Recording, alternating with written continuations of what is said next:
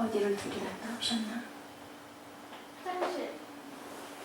자, 우리 샬롬 할렐루야. 오늘은 무슨 말씀이라고요? 야훼 샬롬이네요. 그죠? 우리 할렐루야 샬롬 샬롬. 샬롬은 우리 교회 표가 돼버렸는데 할렐루야 샬롬하고 오늘은 더 큰 소리로 상대방들에게 축복해서 오늘은 조금 쉬어서 더 힘드나니까 샬롬하고 크게 할렐루야 먼저 하고 샬롬 시작. 할렐루야 샬롬 샬롬 샬롬 샬롬. 눈을 바라보면서 하나님 사랑합니다. 여러분 주 안에서 사랑합니다. 뭘 한번 실수도 아니 알면서도 그랬는데 그러니까 우리 사무엘은 이렇게 할 때마다 웃어 나를 쳐다보고 이렇게 했다고 그럴 수도 있지. 자, 오늘은 누구 얘기예요? 잘 아는 기드온의 얘기예요. 기드온은 자 퀴즈, 우리 꿈동이들 퀴즈. 직업이 뭐였나? 네? 기드온의 직업은 뭐였나?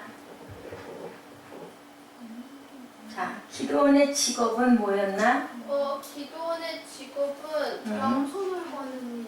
응? 농부. 누가 맞췄어? 염소 농부. 아이고 뭐 어떻게 해요. 오늘은 예지가 싹쓸이를 하네. 30점. 농부 맞아요. 농부.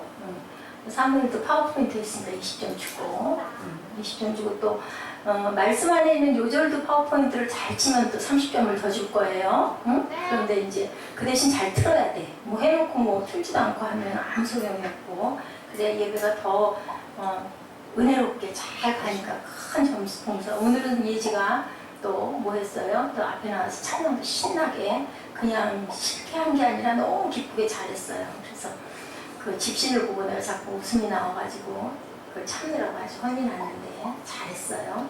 그것도 잘하고 기도원의 직업도 맞추고 50점, 우리 사무엘은 20점 들어가십시오.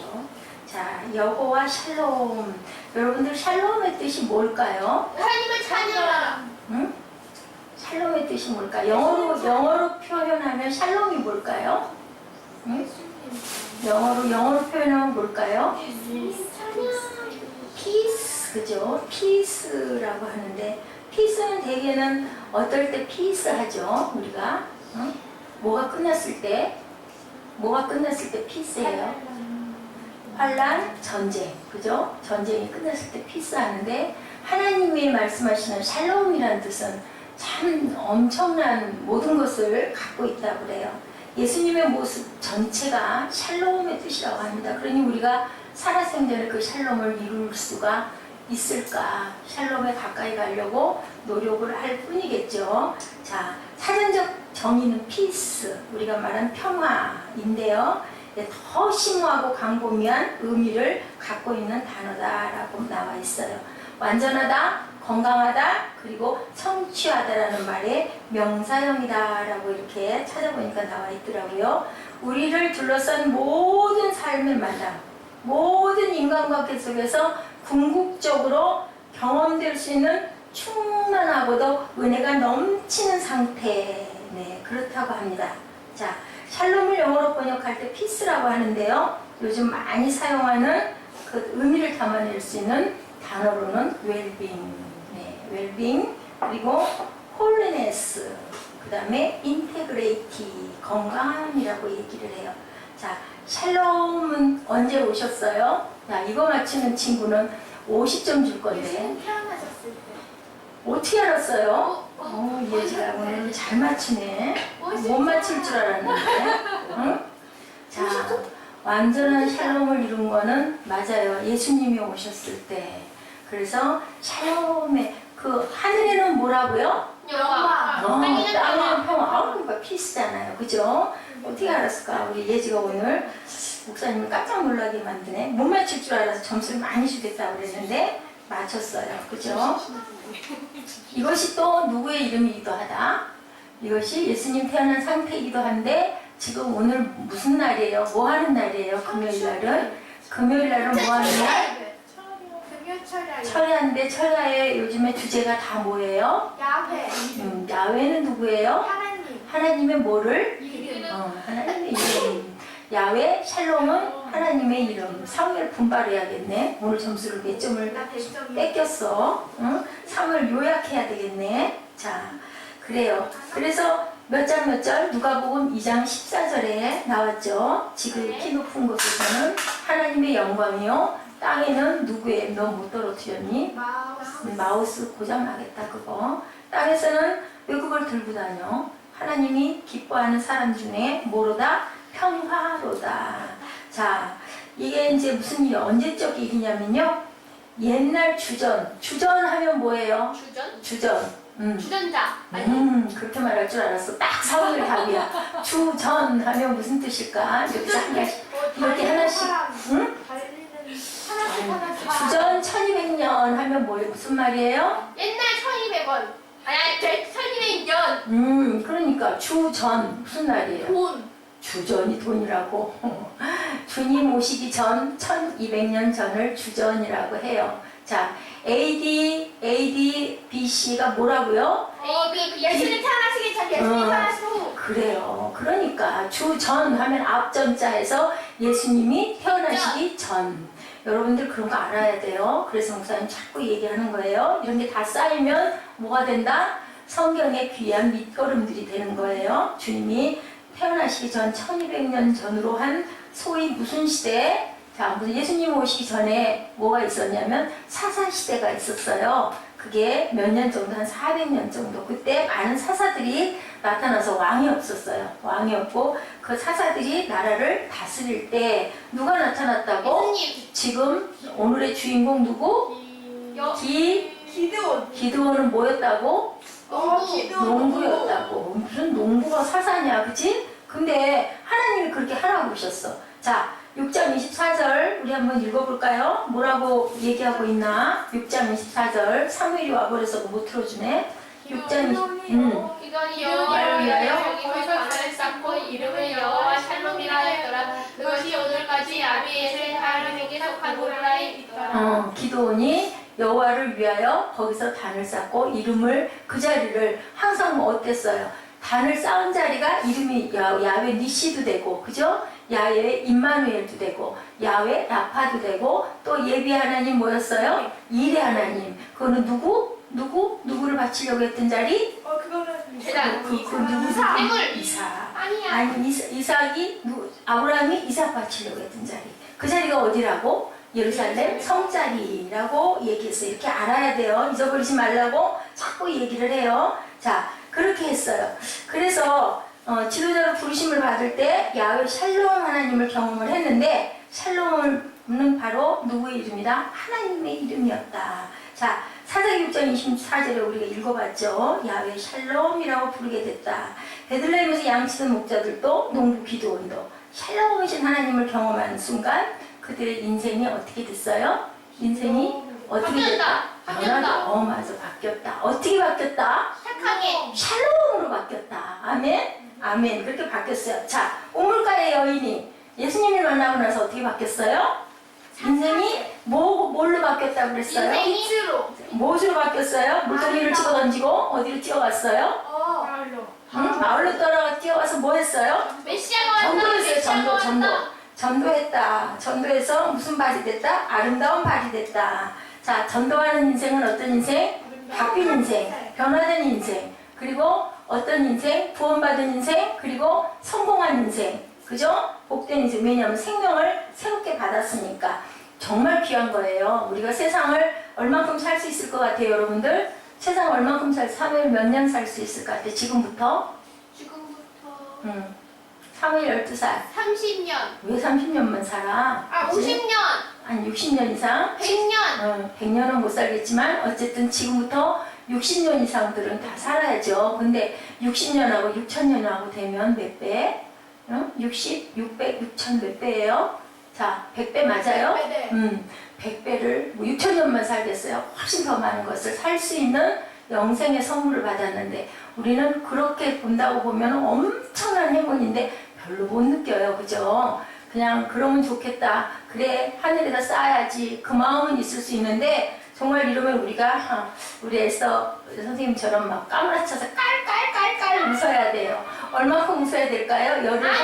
열을 한 달 웃어도 모자랄 만큼 너무 좋아서 웃어야 돼요. 그죠? 그렇게 따지면. 근데 우리는 그런 생각을 별로 안 해요. 자, 오늘 새벽에 새벽 예배 할 때 제가 그런 얘기를 했어요. 우리가 믿음이 정말 귀한 건데 그 귀한 것을 잘 모른다. 근데 사람이 그런 것 같아요.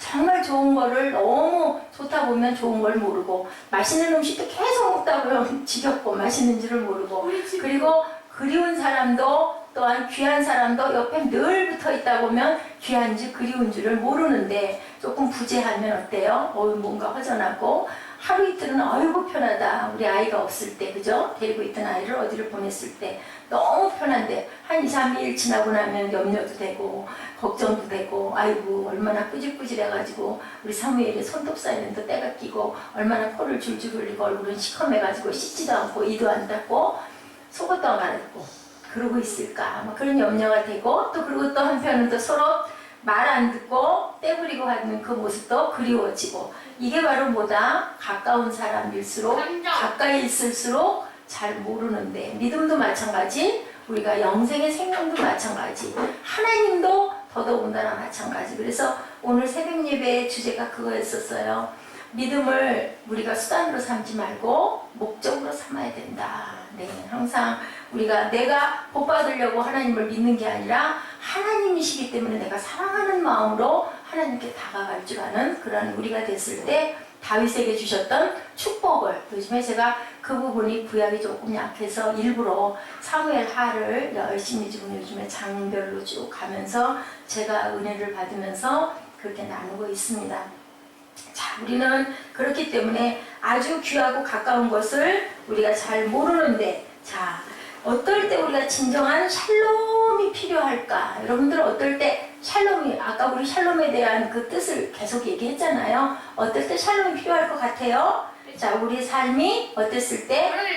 불안하고 흔들릴 때, 무너져 내릴 때 정말 샬롬이 그립죠. 불안할 때, 우리가 안정적으로 딱 있을 때는, 그래서 그런 얘기들을 해요. 우리가 더 어려울 때, 그 이스라엘 내가 요즘에 모세오경 그거를 요즘에 몇 날 며칠을 그 여러 가지 그 자료들을 가지고 일단 과제를 지금 하고 있는데, 이스라엘 민족들이 2600년 동안 나라가 없었다는 거예요. 근데 모세오경을 어떨 때 많이 썼는가 하고 봤더니요, 그때 많이 썼더라고요.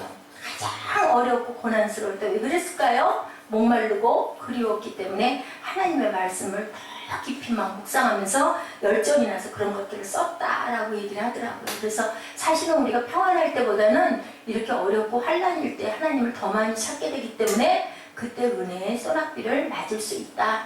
물론 뭐 그걸로 그냥 주저앉아 버리면 끝이겠지만, 은혜 받은 자들은, 하나님이 붙든 자들은 그렇게 어렵고 힘들 때 하나님을 더 가까이 찾고 만나게 된다라는 얘기를 오늘 사사기 6장 1절에서도 이스라엘 자손이 여호와의 목전에 악을 행하였으므로, 자 6장, 자 사사기 6장 1절 한번 우리 읽어볼까요? 뭐라고 얘기하고 있어요?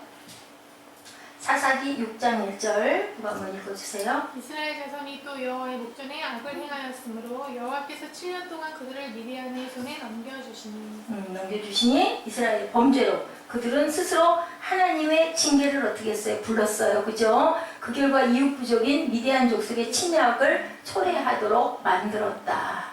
여러분들 아세요? 바로왕이 어떻게 했어요? 10가지 재앙 내렸을 적에 그때마다 내가 이스라엘 민족을 보내줄게 하면서 어땠어요?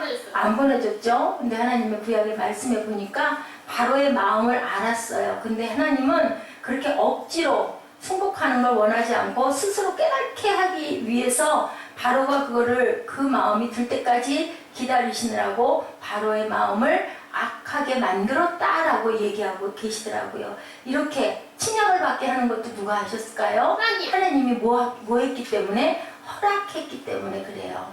그 허락을 하실 때 하나님의 마음은 어땠을까? 오늘 새벽 묵상 중에서도 있었던 말씀이에요. 하나님은 기뻐서 춤췄을까? 응? 그 고통스럽게 하면서 자기 나라 백성들을, 내 자식들을 고통스러운 자리에 들어가게 하면서 하나님은 기뻐서 춤췄을까? 어떨까요, 여러분들? 마음이 아파서 피 눈물을 흘리죠. 부모가 자녀를, 종아리를 맞을 때는 몰랐다라고도 목사님이 그런 말씀 하셨더라고요. 내가 매를 맞을 때는 몰랐는데 내가 내 자식의 다리를, 종아리를 때리고 나니까 너무 마음이 아프다. 근데 저도 그런 경험을 했어요. 그렇게 때리고 나면 정말 너무 가슴이 아프더라고요. 때릴 때는 밉기도 하고 그렇게 말을 안 들으니까 때려줬는데 때려줘 놓고 나서는 또 가서 만져보고 옷 갈아입혀주고 또 먹을 거 챙겨서 먹여주고 하는 그게 부모의 마음인데 하나님의 마음은 얼마나 더 할까. 그래서 그러잖아요. 우리가 고통당할 때 하나님 어디 가셨어요? 도대체 주무세요? 라고 얘기를 한다고 그러죠. 예수님이 그랬다고 그러죠. 내가 네 아픈 그 고통 속에 내가 함께 있단다. 어떤 아이가 죽어가는데 하나님께서 아무것도 안 해줘서 예수님을 부르면서 원망을 했더니 그랬대죠. 탈영병 독일 히틀러 시절에 탈영하다가 붙잡힌 소년 얘기 제가 한번 했던 기억이 나요. 14살짜리 소년. 그래가지고 많은 사람들을 다 모아놓고 아주 서서히 막 30분, 1시간 동안을 목을 매달아가지고 죽어가는 모습을 또렷하게 보게 해요. 왜냐면 다시는 탈영들을 못하게 할 때 그걸 보면서 그렇게 울었다고 그러죠. 어떤 목사님이. 그러면서 울면서 하나님 너무하신다고 저 광경을 보지 않게 얼른 아이가 하나님 데려가시든지 저 비참한 모습을 안 보게 해주십시오 했더니 그게 하나님의 성큼 나타나셨다고 그러죠. 내가 그 아이와 함께 내가 지금 고통을 더 겪고 있단다. 내가 그 아이를 안고 있단다 라고 말씀을 하셨다고 그래요. 그래서 크게 느껴가지고 깨닫고 회개의 눈물을 흘렸다. 하나님께서는 우리를 고통스럽게 할 때조차도 함께 그 자리에 계시고 기쁨을 주실 때도 하나님이 주시면서 같이 기뻐하시는 하나님이다. 기드온은 아무것도 할 줄 모르는 뭐하는 사람이었다고요? 농부였는데 벼랑간에 어느 날 네가 이스라엘의 대표자 지도자가 돼서 이 민족을 이끌어라 했을 때 기드온이 뭐라 그래요? 내가 어떻게 할 수가 있겠나이까 하죠. 그런데도 하나님께서는 네가 할 수 있다라고 얘기를 해요. 기드온이 그 여호와의 사자인 줄 알고 뭐라 그래요? 반석에서 나서 모를 태우는 그 증거를 보였던 그 구절이 몇 구절이에요? 21절 뭐라 그랬어요? 여호와의 사자가 손에 잡은 집 한 개 끝을 내밀어 고기와 무교전병을 내매 불이 반석에서 나와 고기가 무교전병을 살랐고 여호와의 사자는 떨어져 보이지 아니한지라. 그렇게 해줬어요. 그 다음에 또 무슨 사건이 있었어요? 여러분들 잘 아시는 양탄자를 마르게 해주시옵소서, 젖게 해주시옵소서. 그래서 저도 지난번에 사무엘 그때 남의 차 그렇게 했을 때 그걸 놓고 하나님께 기도했었어요. 아무 탈이 없이 넘어가면 하나님이 표징으로 제가 알겠습니다. 그랬는데 정말 아무 탈이 없이 넘어가서 제가 그 부분을 회개를 하고 지나갔던 적이 있어요. 하나님께서는 꼭 응답을 해줘야 할 때는 이렇게 응답을 해주는 역사, 그리고 아무 힘도 없는 것 같은 하나님의 방법은 정말 이상하다.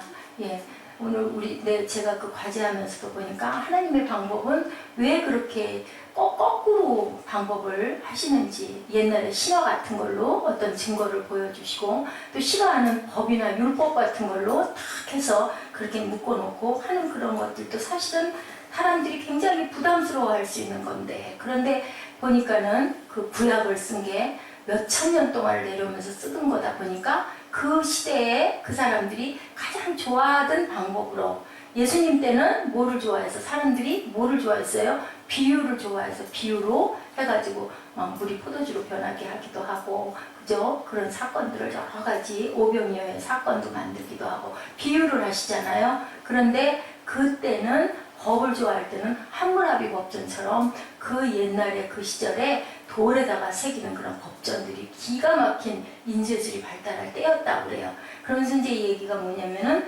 지금 같으면 성경을 만약에 만든다, 쓴다 하면은 어떻게 쓸 것이냐라는 얘기가 있었어요. 어떻게 쓸까요? 여러분들 영상 매체로 할 것이다.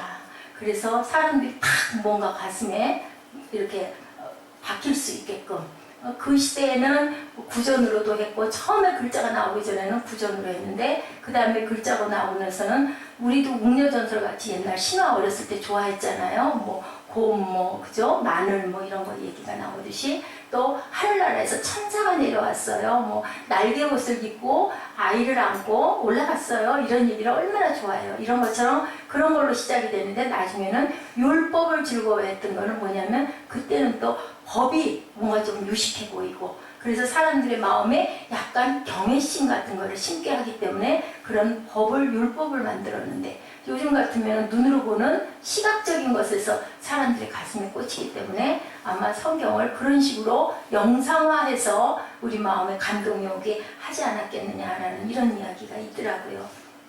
그래서 여기에 말씀에서 이웃부족인 미디안 족속의 침략을 초래하게 하였다. 우리가 일어나는 모든 일들이요, 절대로 우연히 일어나는 일은 없다라는 거. 아까도 기도할 때 얘기했지만 예지나 사무엘 같은 경우는 특별한 경우다라는 생각을 제가 합니다. 우리 아이들의 출생도 그렇고 함께 자라는 것도 그렇고, 그러면서 또 그걸 소화를 못 시키는 또 어른들은 어른들대로 아주 고통스러운 것 같지만 사람이 만들어서 그렇게 할 수는 없는 일들이에요. 그죠? 그런 일들이 지금은 아닌 것 같이 일어나고 있지만 저 아이들이 자랐을 때 미래적으로 몇십 년 후에 보면, 돌아보면 그래서 이런 일들이 그때 그랬었구나라는 생각을 하게끔 하시는 누구? 하나님이시라는 거죠. 요즘에 참 독특한 삶을 살고 있구나라는 생각을 제가 많이 합니다.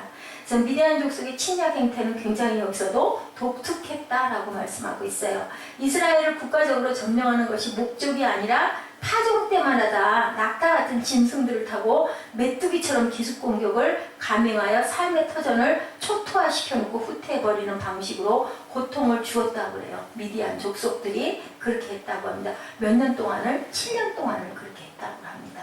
그러니까 하나님이 기드온에게 나타나시는 거예요. 그 결과 그들의 삶의 마당이 기초부터 무너져 내리고 있었던 거예요. 아까 우리 얘기했지만 샬롬의 복을 어떨 때 우리가 바라겠느냐? 삶의 터전이 무너져 내릴 때.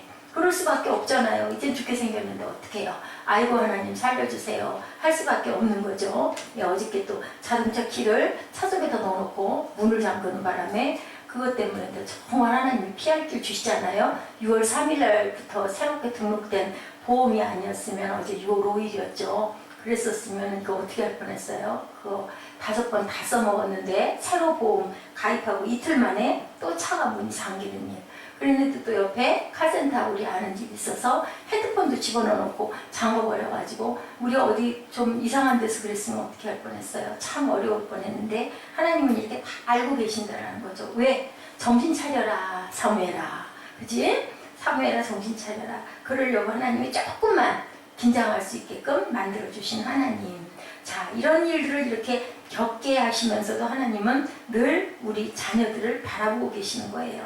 삶의 마당은 이렇게 기초부터 무너져 내리고 있었던 건데, 우리 중에 지난 한 해 혹은 지난 수년간 고통의 시간을 지난 분들 혹시 계셨으면 어땠었나라고 한번 돌아보시기 바랍니다. 무엇보다도 필요한 것이 무엇이었을까? 우리가 그렇게 어렵고 힘들 때 무엇보다도 필요한 건 오늘 하나님의 이름 야훼 샬롬일 것입니다. 항상 저는 기도할 때 마지막 기도 제목이 샬롬이고, 누구에게든지 인사할 때 마지막에 요즘에는 아예 그게 그냥 아주 이름이 됐어요. 샬롬이 가장 귀한 축복인 줄로 믿습니다.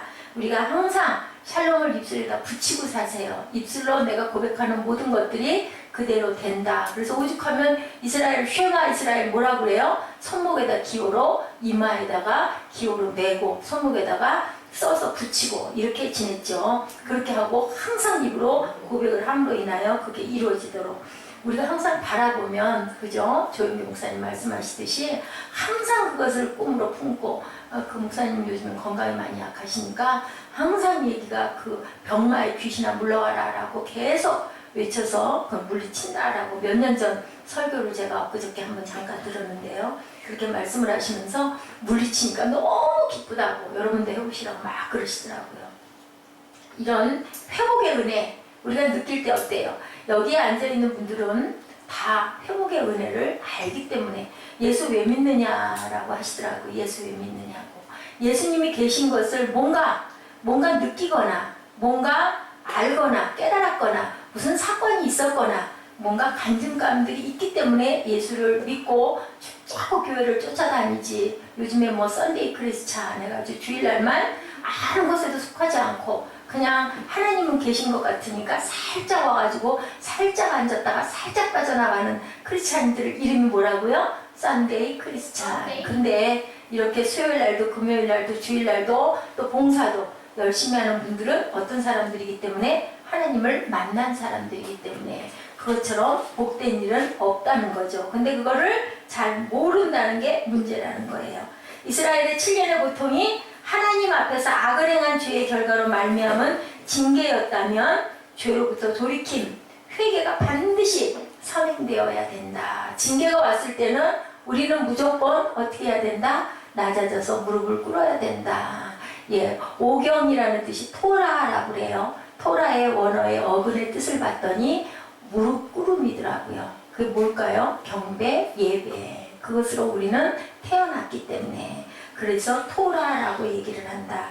많은 경우에 우리 삶의 터전이 흔들리는 시련을 경험할 때 우리는 그것이 새로운 내일을 향한 하나님의 채찍임을 기억하라. 사무엘하 7장 마지막 절에 보니까 그런 얘기가 있어요. 채찍으로 내가 내 자녀를 징계를 할 것이다. 그 대신 사울처럼 버리지는 않겠다고 그러셨어요. 그래서 사무엘도 그렇고 다윗도 그렇고 솔로몬까지도 하나님이 버리시지 않고 징계하셨잖아요.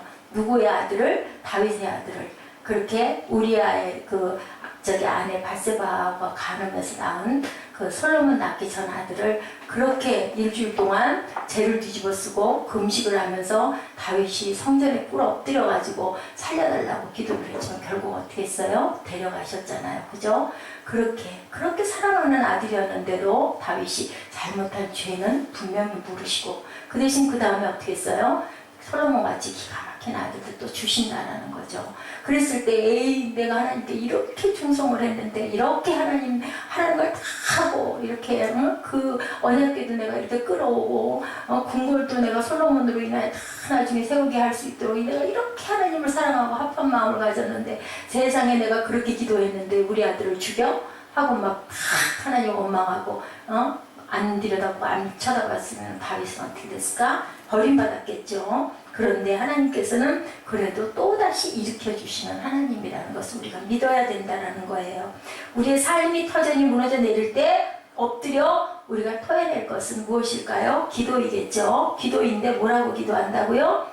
회개하오니 샬롬의 은혜를 주시옵소서. 어려운 기도 하실 필요 없어요. 그냥 짧고 간단한 기도를 내 마음에서 중심에서 우러나오는 소리로 내 입술로 고백할 때 아까처럼 때로는요 그렇게 저도 가끔 그런 마음을 먹어요. 왜 그렇게 이렇게 읊조려가지고 여기 뭐 누가 뭐 어쩔 사람 있다고 그죠? 크게 고함치면 어떻겠어요? 아니 오늘 하루 종일 성전에서 그렇게 하고 정말 여기에서 머리를 한시를 안 떼고 어떻게 시간이 이렇게 빨리 가는지 5시 반에 와가지고 그리고 기도하고 한 7시 반부터 했는데 중간중간 뭐 잠깐 뭐 왔다 갔다 화장실 왔다 갔다 한 것밖에는 아무것도 없는데 아까 그 8시경까지 정말로 정신이 없이 빠져서 그렇게 하고 있었어요. 뭐 특별히 뭐 많이 한 것도 없는데 그러고 나니까 정말로 머리가 너무너무 아프더라고요. 이랬을 때 우리가 하나님께 기도, 하나님 제 몸을 하나님 붙들어 주시옵소서. 다리는 왜 그렇게 부을까? 뭐도 중노동을 한 것도 아닌데 온몸이 너무 무겁고 띵띵 붓고 머리는 빠져나가려고 그러고 아까 그 생각을 잠깐 했어요. 직장인들이 이렇게 많이 피곤하고 아플까? 그러면서 야 집이 넓은 창문 있고 바람을 쏘이러 왔다 갔다 뭐 집에서도 그냥 왔다 갔다 그 안에서 왔다 갔다 하잖아요. 근데 달라요. 여기하고 집하고. 그러니까 모르는 거예요. 우리 집이 얼마나 공기가 좋고 얼마나 낙원을 하나님이 주셨는지 감당하기가 힘이 들어서 사람들이 지혜롭지 못하고 제가 그거를 잘 다스리고 거느리지를 못해서 그게 은혜가 안 돼서 그런 거지 정말 공기 좋은 집 넓고 시원하고 그런 집 주신 게 얼마나 감사한지 예지하고 그런 얘기를 어저께인가 그젠가 조그만 집에 가서 제가 그걸 경험을 했잖아요. 15평짜리 아파트에 조그만 게 너무 좋다고 다 깨끗하게 수리를 해가지고 아주 청소하는 거 싫어서 들어갔는데 처음에 너무 좋았잖아. 방도 그냥 이렇게 하면 끝나고 40평, 50평짜리하고 다르게 어느 날인가 옆에 앞에 있는 벽이 꽉 가슴으로 부딪혀오는 것 같아. 왜냐면 다 그냥 앞에 막혀 있으니까. 보통 아파트들이 그랬듯이 15평짜리라 가슴이 꽉 막혀가지고 못 있겠는 거야. 그래서 그 다음부터는 앞이 터진 데만 찾아다니면서 이사를 다녔어요. 그 앞이 터져서 뭐가 있고 들이 있고 논이 있고 그리고 막 앞에 호수가 있고 막 이런데 얼마나 시원하고 좋은지 몰라. 19층에서 있었던 기억이 잊을 수가 없어요. 누워있으면 하늘이 내게로 막 내려오는 것 같아. 바로 앞이 터져서 하늘인데 19층이니까 높아서 그때 생각을 한 게 뭐냐. 어떤 친구가 나 아는 친구가 28층인가 사는 친구가 있었어요. 그 친구 생각이 났어. 그 친구도 앞이 터졌어요. 그러면 얼마나 막 구름이 앞으로 쏟아지는 것 같을 거 아니야. 너무 멋지고 아름다웠던 기억. 그렇게 높은 데 사는 게 사실은 건강에 좋지는 않은데 땅하고 가깝게 사는 게 좋대요. 2층 정도 사는 게 제일 좋대. 그런데 어찌됐든 그 하늘에 내게 막 발겨드는 것 같은 그 아름다움. 그러니까 천지에 나이가 먹어가면 갈수록 자연이 그렇게 아름답게 느낀대요. 젊을 때는 모르잖아. 젊을 때는 도시 속에 있는 게 막 너무 좋고 PC방이 좋고 막 컴퓨터가 좋고 막 전자오락 게임 막 이런 게 좋고 막 빨리빨리 가는 게 좋은데 나이가 먹어갈수록 어디에 가까이 간다? 하나님한테 가까이 가는 거예요. 하나님이 만든 자연, 우주 이런 것들에게 눈이 가고 너무 경이롭고 그런 마음이 들어요. 이게 하나님이 그 선물을 우리에게 그렇게 기가 막히게 주셨는데 두메상골에 사는 애들은 어떨까? 서울이 얼마나 그리울까, 그죠? 근데 사실은 그곳에 사는 게 우리는 또 얼마나 건강하냐라고 일부러 찾아가잖아요. 웰빙이라고 그래서 일부러 막 산림욕도 가고 막 이런 것처럼 그것들을 잘 적당하게 조화를 하고 병행으로 살아갔을 때 뭐가 될까요? 하늘에는 영광, 땅에는 평화. 그게 보다 샬롬의 축복이 되는 줄로 믿습니다. 여호와의 사자가 기드온에게 나타나 이르되 이제 말씀하세요. 12절에 큰 용사여 야훼께서 나와 함께 계시도다. 얼마나 놀랐을까요? 예, 무명의 농부한테 무슨 큰 용사래. 사무엘한테 벼랑간에 하나님의 사자가 와가지고 여호와여 용사여 하고 부르는 사무엘은 어떨 것 같아요? 깨하고 넘어갈 것 같아요. 그죠? 얼마나 놀랐을까요? 정확하게 얘기하면 내가 너와 함께 함으로 어떻게 하겠다? 너를 큰 용사가 되게 하시겠다. 그럼 우리는 부담을 가질 필요가 있을까요? 없을까요? 없을까요? 부담 가질 필요가 없어요. 내가 할 수 있는 게 아니라 하나님이 함께 하시면 뭐 뭐든지 만드시지 않겠어요? 그렇기 때문에 겁낼 필요가 없는 거예요. 요즘에 그런 마음이 많이 듭니다. 억지로 해서 되는 게 아니고 하나님이 어떻게 흘러가든 어떻게 끌려가든 어떻게 만들어지든 뭐 또 내가 원하는 대로 안 된다 하더라도 그게 또 하나님의 뜻이라면 그것도 그런 거지. 여러분 시몬 베드로 시몬의 뜻 아는 친구 있어요? 시몬 베드로? 시몬. 아들! 베드로의 아들! 아니 시몬의 뜻이 뭐냐? 원어의 뜻이 시몬. 응? 이파리예요. 이파리. 이파리. ip세가 그 다음에 뭐가 됐어요? 시몬이 그 다음에 뭐가 됐어요? 페트로가 뭐라고요? 반석이 됐어요. 그러니까 그 연약한 게 하나님이 닿으면 하나님을 만나면 뭐도 된다? 튼튼한 반석도 된다라는 거예요. 그죠? 아브라함이 뭐가 됐다? 아브라함이 됐다. 하나님이 이름을 주심으로 인하여. 그 다음에 야곱은 또 뭐예요? 야곱은 사기꾼과 같은 그런 존재였는데 발뒤꿈치를 잡고 간계한 그런 자였는데 내가 너를 무엇이라고 하리라? 이스라엘이라고 하리라. 뭐 하고 나서 한도뼈가 탈골이 돼가지고 쩔뚝발리가 됐는데 그러고 나서는 몸을 하나를 못 쓰게 되는 대신에 하나님께서 탁 붙들어가지고 너는 이스라엘 하나님을 이겼다라는 이름을 주는 그러한 귀한. 그러니까 결국 뭐예요? 우리가 고통이 없이는, 그죠? No cross, no crown이라고 하죠. 십자가가 없이는 절대로 면류관을 쓸 수가 없다. 우리는 다 좋은 거는 하고 싶고 좀 고난스러운 건 피해가고 싶고, 그죠? 그런데 그것은 철칙이라는 거죠. 기도의 응답이 바로 그랬죠. 6장 17절에 기드온이 그에게 대답하여 만일 내가 주께 은혜를 얻었사오면 나와 말씀하신 이가 되어주시는 표징을 내게 보여주소서. 그리고 응답을 얻는 게 야훼 샬롬이었다라고 얘기를 하죠. 네. 야훼 샬롬이었다. 지금 19절에 말씀이 나오죠. 염소 새끼 하나를 준비하고 가루향 에바로 무교전병을 만들어 고개를 소쿠리에 담고 국을 양푼에 담아서 상수리나무 아래 그에게로 가져다 드리매라고 이렇게 해서 결국은 야훼 샬롬의 복을 얻게 되고 그 이름을 우리가 외치게 되었다. 그리고 야훼 샬롬이 됐는데 그분의 이름이 바로 평강이다. 언제 하나님의 샬롬이 우리는 또 필요할까? 정말 뭐 항상 필요하지만 새로운 삶의 소명을 힘겹게 받을 때 기드온에게 야훼 샬롬이 필요했었는데 그 다음에 주의 임재가 두렵게 느껴질 때 여러분들 하나님 만날 때 기쁘기만 할 것 같으세요? 두려울 것 같으세요? 어려울 것 같아요. 네, 저는 직접 그 체험을 했어요. 주님이 부르시고 물어보시는데요. 대답을 하는데 나중에 대답을 할수록 그렇게 겁이 나고 고개를 반드시 들고 있을 수가 없게 고개가 숙여지더라고요.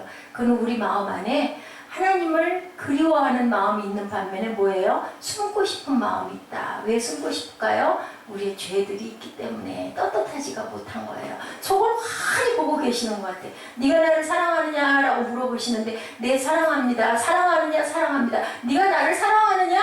라고 하시는데 대답을 못하겠더라고요. 그래서 하나님이 아십니다. 그렇게 하면서 베드로가 그렇게 대답할 수밖에 없었겠구나. 저는 그것을 실제로 제가 느꼈어요. 하나님이 아십니다. 그 뜻 안에는 얼마나 무한하고 민망하고 그리고 또 뭔가 찔리는 구석이 있는 거예요. 내가 정말 내 목숨을 다할 만큼 하나님을 사랑만 하고 있나, 뭐를 받아내기를 원하는 건 아닌가, 그런 마음이 들더라고요.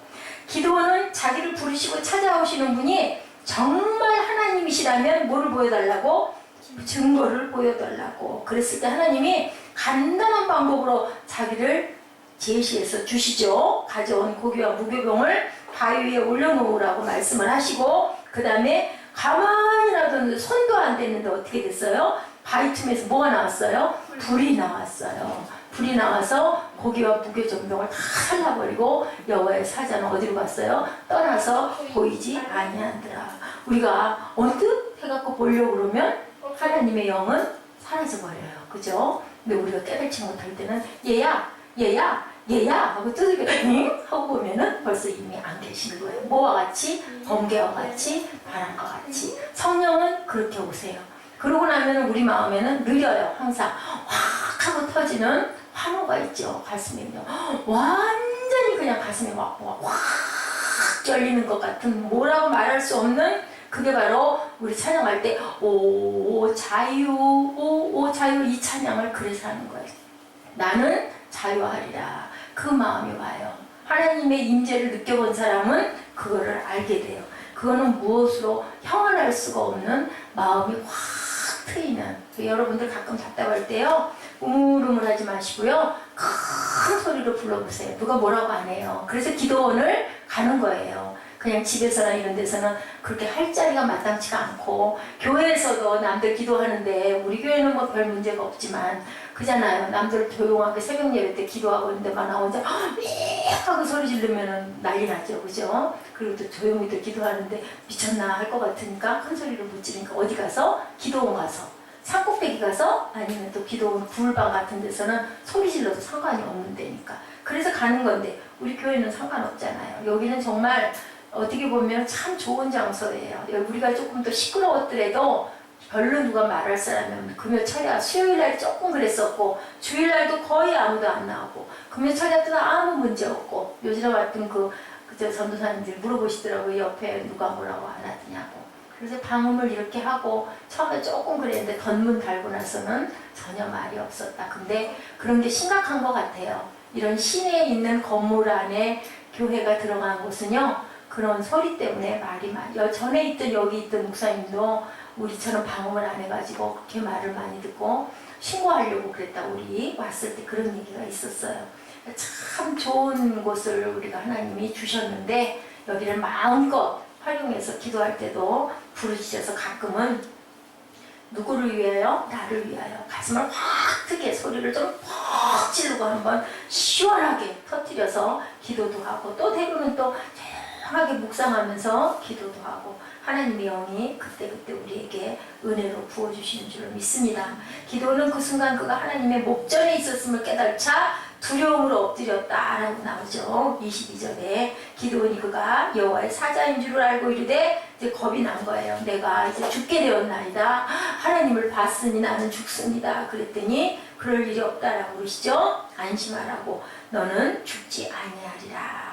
예, 그때 기도원이 깨달은 놀라운 사실, 하나님은 두려움만의 대상이 아니라 이렇게 친근한 친구 같은 분이시기도 하다라는 것을 깨닫고 바로 이분이 야훼 샬롬이다. 이 상태가 야훼 샬롬이다 라고 깨달았다는 거예요. 기드원이 깨달아서 그 자리에다가 단을 쌓고 기름을 붓고 제단을 쌓았다. 그리고 그 자리가 야훼 샬롬이 됐다. 자, 기드원과 같은 그런 상태가 아니더라도 피조물인 우리들 모두에게는 창조주 하나님께 대한 막연한 두려움이 있는데 그것은 우리가 갖고 나온 원죄, 가지고 나온 원죄 때문이다.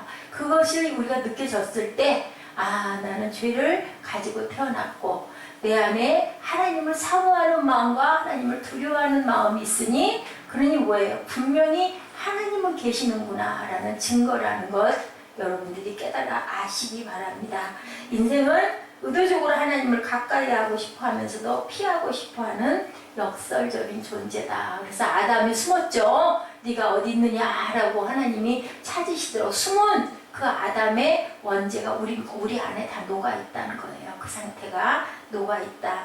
인생은 자신의 죄 문제 해결이 없이는 하나님과 진정한 평화를 누릴 수가 없다. 그것을 해결해야 된다. 그때 그래서 우리는 회개하고 고백해야 된다.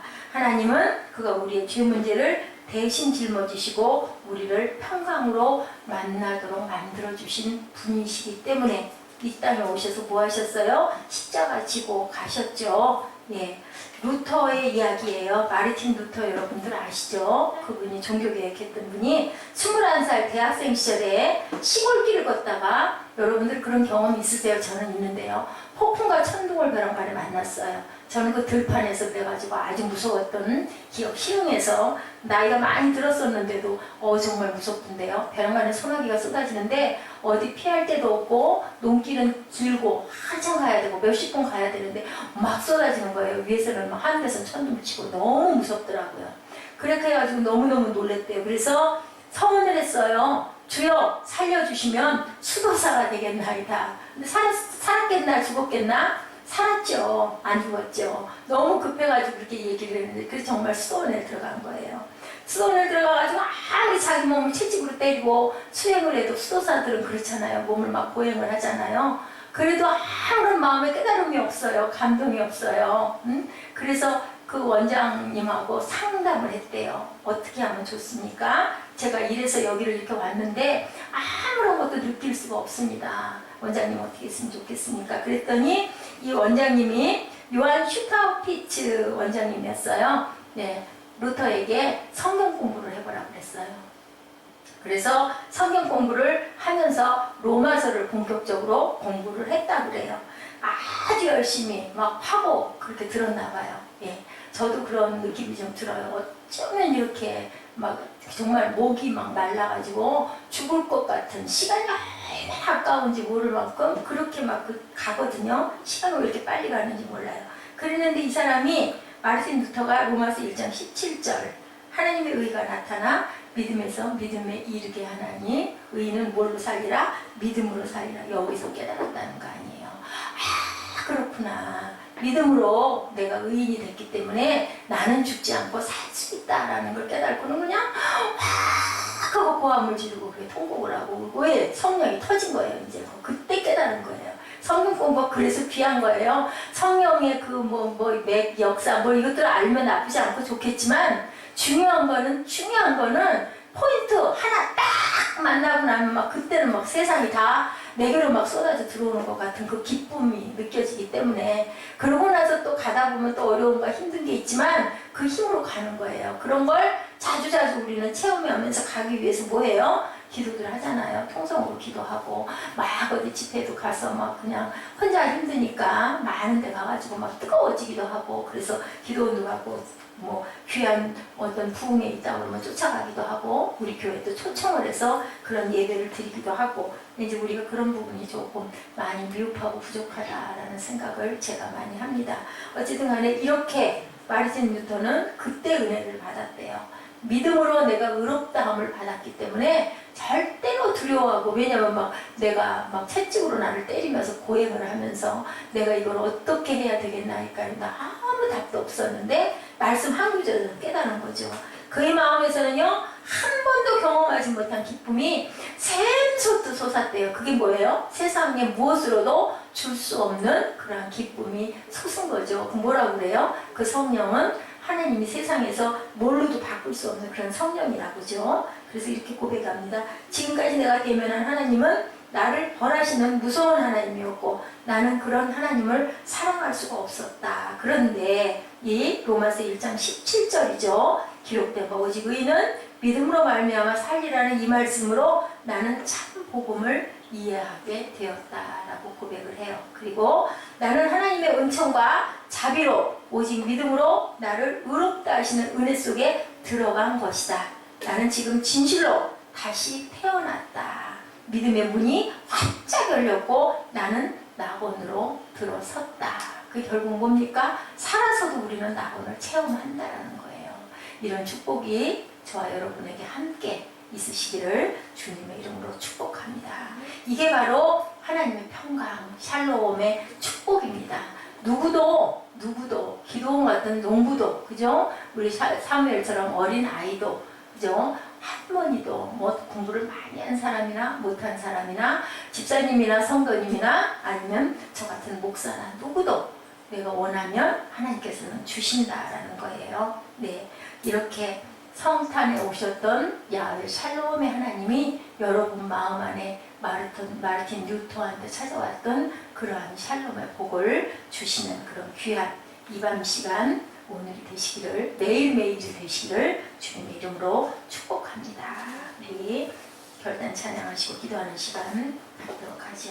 그날이 도적같이 이를 줄 너희는 모르느냐라고 하죠. 늘 깨어 있으라 잠들지 말아라. 그리고 열심히 말씀을 묵상하시기 바랍니다.